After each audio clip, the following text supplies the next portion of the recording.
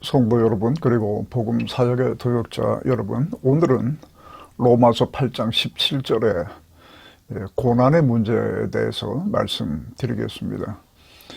오늘 본문 8장 17절을 제가 읽겠습니다.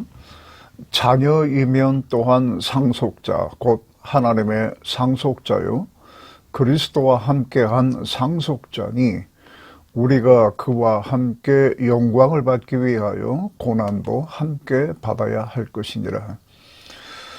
이제 우리가 늘 궁금해하는 고난의 문제가 본문에 나옵니다. 예수 안에 있는 속량으로 의롭다함을 받았다고 해서 그 이후로 고난이 면제되거나 꽃길만 걷는 것이 아니라고 하는 것을 여러분께서는 이미 다 알고 계실 것입니다.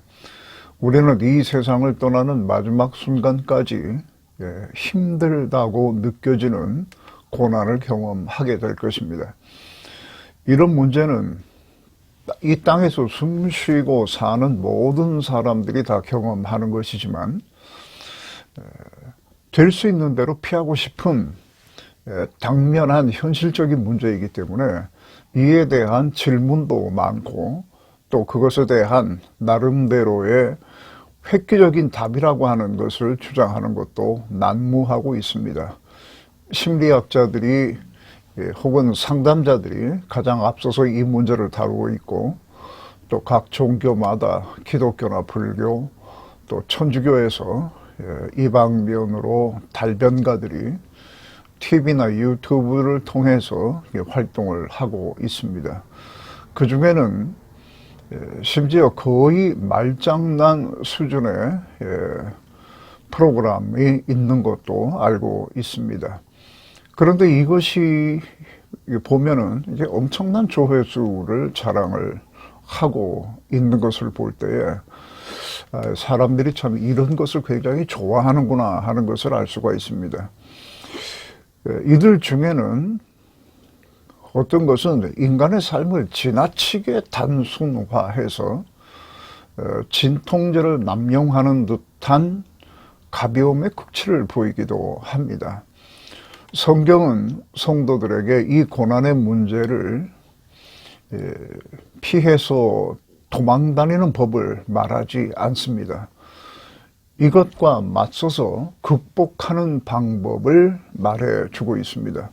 고난의 문제가 누구에게나 참으로 현실적이고 절박한 문제라고 하는 것을 알면서도 바울 같은 경우에는 이것을 로마서 1장부터 다루고 있는 것이 아니라 8장에 와서 다루고 있습니다. 1장부터 7장에는 왜 우리가 구원을 얻어야 하는지, 그 구원은 어떻게 얻는 것인지, 그리고 또 구원이라고 하는 것이 얼마나 엄청난 의미를 포함하고 있는지 그런 것을 이렇게 말해 왔습니다. 그리고 나서 오늘 본문에 비로소 이 고난의 문제를 언급하고 있습니다.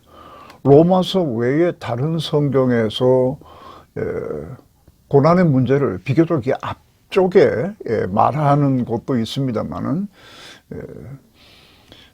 그러나 고난을 먼저 말하고 나서도 그것을 해결하는 방법으로는 저 앞쪽으로 돌아가서 하나님의 사랑과 구원의 도를 이렇게 말하고 있습니다. 그러니까 이 고난의 문제는 항상 이런 것과 결부가 되어 있습니다. 고난의 문제를 먼저 말한다고 하더라도 하나님의 사랑과 구원의 도를 그 후에 말하고 또 구원의 사랑, 구원에 대한 진리와 하나님의 사랑에 대해서 먼저 말하고 고난을 다루는 이러한 순서의 차이만 있을 뿐이지 이 고난 문제는 항상 이렇게 연결이 되어 있다는 것을 기억하고 있기를 바랍니다. 그래서 저는 여러분에게 강력하게 권합니다. 고난의 문제는 미시적으로 그것만 들여다봐서는 결코 해결되지 않습니다. 이것은 진리의 큰 틀에서부터 세부적으로 접근해 들어가야만 합니다. 사실 성경이 우리 삶의 교훈을 주시는 방식은 다 이렇습니다. 모세가 광야에서 고통당하는 백성들을 위로하는 방식은 거의 뻔합니다. 무슨 말을 하든지 거기에는 항상 하나님을 보라, 이런 식으로 그 답이 주어지게 되어 있습니다. 결혼하기 전에 저는 부모님과 단독주택에서 살았었습니다. 어느 날 부엌에서 어머니가 기절할 듯이 소리를 지르면서 뛰어나오셨습니다. 뭐 얼굴이 막 하얗게 되고 손을 벌벌 떨고 이렇게, 그래서 무슨 큰 일이 일어난 줄 알았습니다. 그런데 그 이유는 뭐냐면 아침에 부엌에 들어가서 뭘 하시려고 이렇게 냄비를 집어 들었는데 거기서 커다란 쥐가 한 마리가 뛰어나왔다는 것입니다. 사실 저는 가끔 그 부엌에 그 쥐가 이렇게 왔다 갔다 하는 것을 본 적은 있습니다만은, 뭐 그런 얘기를 하게 되면은 또 어머니가 놀라실까봐 그냥 말을 안 했었을 뿐입니다. 근데 어머니가 이렇게 이제 놀라시니까 이거 뭐 좀 해결을 해야 되겠다 싶어서 바닥을 잘 여기저기 살펴봤더니 싱크대 밑에 쥐구멍 같은 것이 하나가 이렇게 뚫려 있는 것이 있었습니다. 그래서 마침 동네에서 무슨 공사를 하는 곳이 있어서 시멘트를 얻어다가 그 구멍을 그냥 막아버렸습니다. 그리고 한동안 잠잠한 듯 했습니다. 그런데 쥐가 또 보이기 시작을 합니다. 상당히 자주 보였습니다. 이게 한두 마리를 잡아서 해결될 것 같지가 않았습니다. 그래서 뭐 이런저런 얘기를 했더니 뭐 저야 뭐 직장 생활하고 있으니까 그 아버지께서 뭐 이런 일을 하시기 위해서 어디서 쥐를 잡는 분들에게 부탁을 하셔서 대대적인 소탕 작전을 했습니다. 그런데 부엌 위에 다락이 하나 있었는데 그 다락에 쥐들의 대가족들이 살고 있었습니다. 그것을 두고 쥐구멍을 막는다고 해서 해결될 일이 아니었습니다. 그분들이 이 문제를 해결해 주셔서 한참 동안 쥐에 대한 걱정 없이 살았던 기억이 있습니다. 제가 지금 고난의 문제는 진리의 큰 틀에서 접근해야 한다고 말씀을 드렸는데 바로 이러한 원리를 말씀드리는 겁니다. 사람들은 고난의 문제 앞에서 하나님의 살아계심 혹은 하나님의 사랑 뭐 이런 말을 하면 왜 말을 빙빙 돌리느냐라고 합니다. 그런 것은 다 알고 있는 것이니까 현실의 이야기를 듣고 싶다. 그 대답을 해달라. 즉답을 해달라. 이러한 요구를 하는 것을 많이 들었었습니다. 성경은 인간의 타락과 구원을 말씀하시는 책입니다. 인간의 고난이라고 하는 현실을 가볍게 보고 그것을 마치 초월한 듯이 딴 얘기를 하고 있는 것이 아니라 바로 그것을 말하기 위해서 시작을 그렇게 한 것입니다. 다시 말하면은 그것을 모르면 결코 인간의 고난의 문제는 해결되지 않기 때문에 진리라고 하는 큰 틀에서 이렇게 세부적으로 그것을 이렇게 파고 들어가는 방식으로 설명을 합니다. 로마서로 돌아가서 바울은 본문을 말하기 바로 전에 의롭다함을 받았다고 하는 것은 생명의 성령의 법으로 죄와 사망의 법에서 해방된 것이라고 말했습니다. 이게 8장 2절입니다. 이 세상에는 두 종류의 인간만 있습니다. 죄와 사망의 법에 이끌려가는 자와 여기서 해방되어서 생명의 성령의 법으로 이끌림을 받는 자, 둘 중 하나입니다. 그렇다면 이러한 이해가 가능합니다. 똑같은 병상에 누워서 팔과 코에 호스를 주렁주렁 매달고 있어도 수술을 성공적으로 마친 자는 고통을 당한다 하더라도 회복의 고통을 당하는 것이고, 수술을 할 수도 없는 정도로 중한 사람들은 죽어가는 고통을 당하고 있는 것입니다. 같은 환경 속에서 같은 것을 공급받고 있고 그 모양새가 거의 같다 하더라도 이렇게 다른 것입니다. 그렇다면은 사람들이 겪고 있는 고난도 비슷하게 보인다고 해서 현실적으로 봤을 때에 별 차이가 없다고 해서 그 의미가 같은 것은 아닙니다. 자신의 고난을 어떻게 이해하느냐에 따라 극복이 시작될 수도 있고 또 반대로 계속해서 그것을 위해서 무엇인가는 하지만 그 안에서 헤어나지 못할 수도 있습니다. 세상 끝날까지 계속해서 이것이 왜 나에게 있어야 하느냐, 무엇 때문에 이러느냐, 왜 해필이면 나냐 하는 이러한 질문을 거두어 드릴 수가 없게 되는 것입니다. 바울은 이어서 현재 성도들이 당하는 고난에 대해서 특별한 설명을 이제 시작합니다. 본문에 나오는 고난이라고 하는 말은 헬라어로 파스코라고 합니다. 근데 이 앞에 함께라고 하는 의미의 전치사 순이라고 하는 것이 놓여 있어서 순 파스코, 함께 당하는 고난, 이게 한 단어입니다. 그런 말이 여기에 기록이 되어 있습니다. 이렇게 말함으로써 하나님의 아들 예수 그리스도와 함께 당하는 고난으로 설명을 합니다. 그러니까 모든 성도들, 구원받은 자, 생명의 성령의 법에 이끌리는 자에게 있어서 고난이라고 하는 것은 이러한 성격을 가지고 있다고 하는 것을 설명합니다. 바울의 이 주도면밀한 설명에 참 감탄을 금하지 않을 수가 없습니다. 이것은 이런 뜻입니다.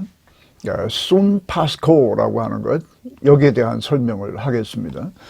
옛날에는 큰 왕국에 왕이 두 분인 경우가 종종 있었습니다. 아마도 이 로마서를 처음 대하는 독자들, 당시의 독자들은 이러한 설명이 없어도 그 다 이해를 아마 하고 있었을 것입니다. 제가 설교 시간이나 성경 공부를 통해서 이러한 말은 자주 말씀을 드렸었습니다. 아버지 왕이 죽은 후에 세자가 왕이 되는 것이 아니라 아버지가 살아있는 동안에 아버지 왕이 아들을 왕으로 책봉을 하는 것입니다. 그래서 아버지는 국내 정치를 한다든가 뭐 이렇게 하고 아들은 저 어디서 일어난 반란을 진압하기 위해 전쟁터로 내보내지는 이제 그런 경우가 있습니다.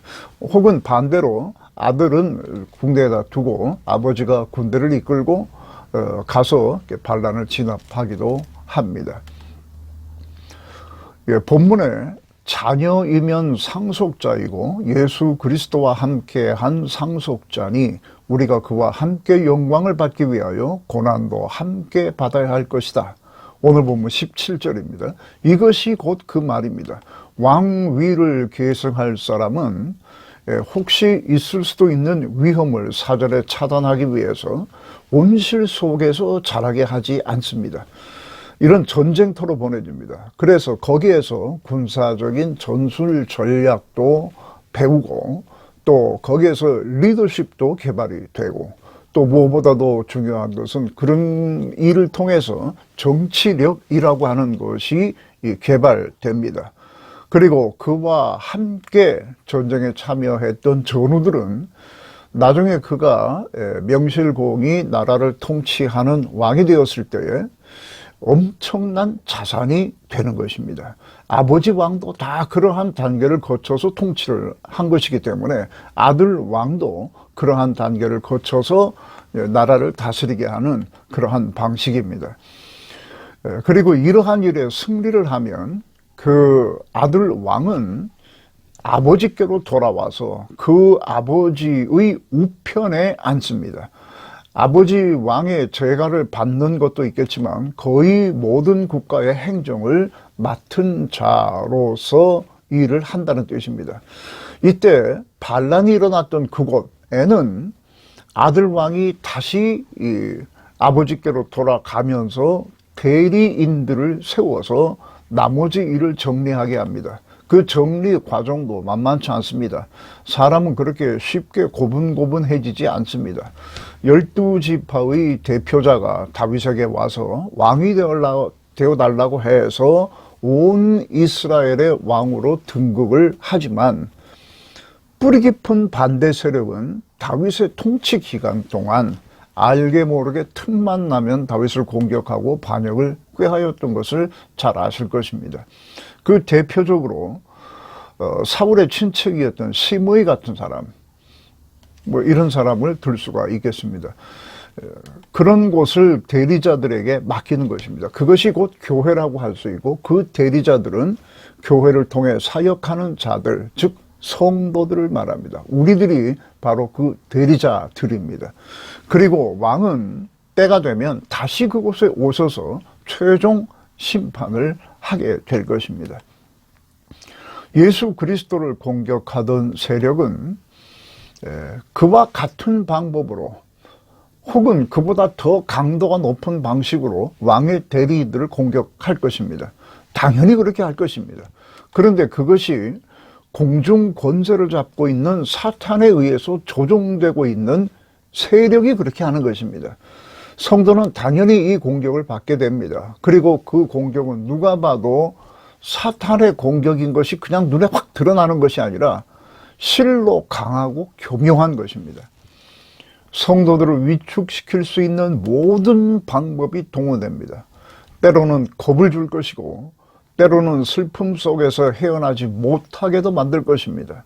그리고 사정없이 허물을 들추어서 네가 그런 일을 할 수 있는 자격이 있느냐라고 아마 사정없이 공격을 할 것입니다. 우리 생각을 허망한 곳으로 이끌어 가게 될 것입니다. 하나님의 나라는 잊어버리고 세상의 부귀 영화에 도취되게 만들 수도 있습니다. 이렇게 수많은 지뢰를 묻고 함정을 파서 우리가 가는 길을 방해할 겁니다. 이럴 때에 닥쳐오는 이 고난을 왜 내게 이런 일이 생기느냐, 왜 하필이면 나냐, 내가 하나님을 위해서 있는 힘을 다하고 있는데 왜 하나님은 나를 이렇게밖에 대하실 수 없느냐 라고 하는 생각 자체가 벌써 함정에 빠지게 하는 것입니다. 이런 함정에 빠져서 아무리 질문을 하고 거기에 어떤 대답을 듣는다 하더라도 그것은 정답일 수가 없는 것입니다. 이런 문제를 해결하려면 철저히 성경의 원리로 돌아가야 합니다. 말장난으로 생각을 유리하게 조작하고 기분만 전환시키는 것은 진통제나 마약을 남용하는 것과 다를 것이 없습니다. 그것으로는 이를 극복하고 한 걸음 더 나가게 할 수 없습니다. 여러분, 제가 여기서 이 문제와 관련하여서 디모데후서 1장 6절과 7절의 말씀을 잠깐 소개하겠습니다. 디모데에게 하는 말입니다. 그러므로 내가 나의 안수함으로 내 속에 있는 은사를 부릴 듯하게 하기 위하여 너로 생각하게 하노니 하나님이 우리에게 주신 것은 두려워하는 마음이 아니요 오직 능력과 사랑과 절제하는 마음이다. 예, 그 부릴 듯 일게 하려고 하는 그 은사가 뭐냐 하면 두려워하는 마음이 아니라 능력과 사랑과 절제하는 마음이라 이렇게 말하고 있습니다. 여기에서 절제하는 마음이라고 하는 말은 생각을 잘 통제하는 능력을 의미하는 것입니다. 다시 말하면 생각이 마구 나대지 않는 그러한 능력을 의미합니다. 생각의 어떤 목적과 생각의 원리가 분명해서 시작부터 끝까지 바른 길을 그 생각이 걷도록 하는 능력을 말합니다. 다시 말하면 어떤 일이나 사물을 보거나 대할 때에 합당한 해석을 할 줄 아는 능력을 의미하는 것입니다. 디모데에게 이것이 굉장히 필요했습니다. 디모데에게만 필요한 것이 아니라 모든 사역자들에게 필요한 것이고 모든 성도들에게 필요한 것입니다. 이를 위해서 성경을 공부해야 하는 것입니다. 이렇게 성경의 진리라고 하는 큰 틀 속에서 사고하는 것, 이것이 바로 절제된 생각을 의미하는 말입니다. 큰 틀이란 하나님께서 살아계시다부터 시작하는 것입니다. 그분은 천지 만물의 창조주이시며 오묘하고 신묘한 방식으로 섭리하는 분입니다. 그리고 예수 그리스도를 통해 우리에게 형언할 수 없는 사랑과 은혜를 베푸셨고 또 긍휼을 베풀고 있는 분입니다. 그분은 하늘에 계신 우리 아버지입니다. 그것도 그냥 아버지가 아니라 아바 아버지입니다. 아바 아버지에 대한 설교를 만약에 놓치셨다면 바로 이 전의 설교를 다시 한번 들으시기를 권합니다. 그리고 우리가 맞닥뜨릴 수 있는 모든 일은 하나님의 허용 안에서, 이와 같은 하나님의 은혜와 능력이 허용하는 한 가능한 것입니다. 그렇지 않으면 요한 1서 5장 18절 말씀처럼 악한 것이 우리를 만지지도 못합니다. 그러므로 우리가 경험하는 고난은 그것이 무엇이든지 하나님의 섭리 안에서 다가오는 것입니다. 우리를 괴롭게 하는 걱정, 근심, 슬픔, 낙심, 또 마음이 담아내기에는 너무도 큰 갈등, 이런 것들은 우리가 감당할 수 있을 만큼만 주어지는 것입니다. 이 모든 것은 연단의 성격이 있기 때문에 그렇게 놀면서 해결할 수 있는 일은 아닙니다. 굉장히 힘들고 아주 이 극한 상황까지 가는 내 능력의 한계를 시험하는 것과 같은 그러한 단계까지도 가야 그것이 연단이 되기 때문에 그렇게 될 것입니다. 그러나 우리는 늘 이러한 생각을 하는 것에 어떤 방해를 받습니다. 피할 수 없는 일이면 즐기라, 뭐 이런 말이 있습니다. 이러한 말이 마치 성경 다음으로 권위가 있는 것처럼 사람들의 생각 속에 이렇게 잠재되어 있습니다. 그래서 우리가 당면하는 고난을 감당할 수 없으면 즐기자, 이런 쪽으로 이렇게 생각을 바꾸어서 이렇게 틀어서 가려고 하는데, 이런 식으로는 우리들의 고난이 해결되지 않습니다. 죽음이 찾아온다고 합시다. 피할 수 없습니다. 그러면 그것을 즐깁니까? 그게 가능한 일입니까? 자식이 파멸의 길로 들어서서 죽어가는데 감당할 수가 없으니까 즐깁니까? 두려움과 슬픔의 문제는 바울이 디모데에게 한 말씀처럼 절제, 즉 진리를 근거로 훈련된 사고방식으로 접근해야 됩니다. 두려움이라고 하는 것은 우리에게 필요한 것입니다. 하나님께서 주신 것입니다. 만약 두려움이 없다면 마음은 편하겠지만 하루 강아지 법 무서운 줄 모르고 덤비다가 낭패를 당하는 것, 이런 결과를 피할 수 없게 될 것입니다. 결국 우리의 인생을 망치게 될 것입니다. 그 쓸데없는 담대함이 인생 망치는 것은 뭐 하루아침입니다. 높은 데서 공포를 느끼는 것은 우리를 보호하는 장치입니다. 그래서 필요한 것입니다. 없어져야 하는 것이 아닙니다. 슬픔이 없어지기를 바랍니까? 그러면 여러분들은 기쁨도 모릅니다. 기쁨을 기쁨답게 만드는 것이 슬픔입니다. 죽음이 두렵기 때문에 최선을 다해서 죽음의 길을 벗어나려고 하는 것입니다. 이런 건 다 필요한 것입니다. 인간은 하나님이 아닙니다. 하나님의 성품을 닮을 수는 있어도 그분처럼 알파와 오메가가 될 수 없습니다. 그분처럼 모든 것을 알 수 없습니다. 그래서 사람들은 내일 일을 모릅니다. 그렇게 지어졌습니다. 내일 일을 모르기 때문에 두려움이 필요하고 슬픔의 경험이 필요합니다. 그런데 문제는 두려움이 있고 슬픔이 있는 것이 문제가 아니라 사탄이 이를 항상 과도하게 부풀리거나 왜곡해서 우리를 그 앞에 공포에 떨게 하고 위축되게 함으로 결국 아무것도 못하는 살았으나 죽은 자가 되게 한다는 것입니다. 디모데에게 말한 것 중에 하나님이 우리에게 주신 것은 두려움이 아니라 라고 할 때, 그때 두려움이라고 하는 것은 공포심을 의미하는 겁니다. 우리는 하나님 앞에서 모든 것을 경건하게 생각하고 경외심을 가지고 모든 일들을 바라봐야 합니다. 공포심으로 모든 것들을 바라봐서는 안 됩니다. 우리가 걱정거리를 만날 수도 있습니다. 그래서 일이 좀 더 잘 되도록 하기 위해서 많은 신경을 써야 하고 노력해야 될 때가 있습니다. 그런데 사탄은 이렇게 우리가 신경 써야 할 문제를 염려로 바꿔버립니다. 염려라고 하는 것은 우리 생각을 갈기갈기 찢어놓는 것을 의미하는 것입니다. 그래서 결국은 아무것도 생각하지 못하게 하는 겁니다. 무엇을 먼저 해야 할지, 무엇을 나중에 해야 할지, 이것을 써야 할지 말아야 할지 아무 생각도 하지 못하게 만드는 게 바로 염려입니다. 그래서 주님이 염려하지 말라라고 말씀하신 것입니다. 이것은 요즘 유행어로 아무 생각하지 말고 멍 때리고 놀아라 이런 말이 아닙니다. 주님이 말씀하시는 염려는 이 갈기갈기 찢어지는 생각, 이것을 경계하라는 것입니다. 그리고 그 말씀 후에 바로 이렇게 말합니다.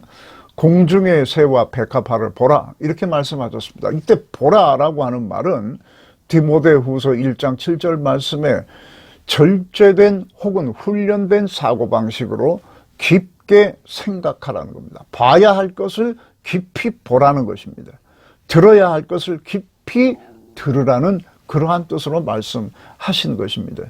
조금 전에 말씀드린 것처럼 우리의 고난은 하나님의 상속자이신 예수 그리스도와 함께 당하는 고난입니다.